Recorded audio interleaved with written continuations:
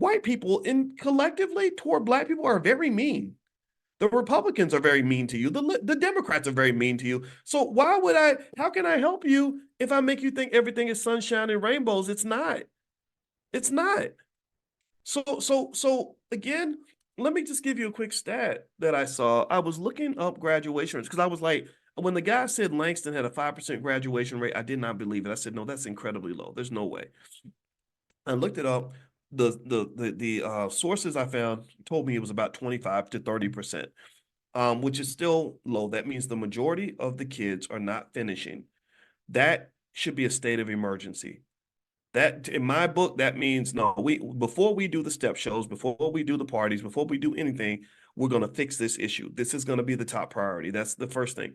But then also, if you want to know what the data also said, I looked at the top HBCUs and I said, what's the graduation rates of the top HBCUs? Well, Spelman, I think, was number one at about 76%. So Spelman, three-quarters of the students, according to the source, three-quarters of the students graduate. Howard's is 64%, Tuskegee's 56%, Morehouse is 54%, Xavier's 52%. So that means that even if you're in the top five, you have a 50-50 chance of graduating. Now, if you want to look at predominantly white universities, it was schools like Harvard and Stanford and stuff like that, they were more in the 90s. They were more in the 90s. I think that's due to a multitude of factors. It's due to a lot of socioeconomic circumstances. I knew people that left college for financial reasons. And then also there is culture in the sense of like what you value and what you prioritize. I'll give you an example. I remember a young lady that I knew who went to college and she became an AKA. She went through all the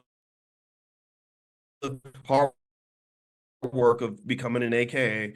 But yet she then with her, as I said, I know how hard it is to become an AKA. So you were determined to be an AKA. You were determined to make sure that you finished that process. You were determined to be as fly as you wanted to be by wearing the pink and green because the AKAs are very fly. But yet you did not have the same commitment to actually finishing school. So my issue is not with you becoming an AKA. My sister's an AKA. That's cool. My issue is that you prioritize the sorority more than you prioritize graduation. That's not cool. That's not pro-black at all. That's very anti-black. That's very problematic. And I see that happen a lot, where we will apply the rule of excellence toward all the things that don't matter. You know, what kind of car you drive, how fly you look in that suit. Do you know when I was young and single, when I was in grad school, when I was young, single, and broke, but grinding, I was working hard every day.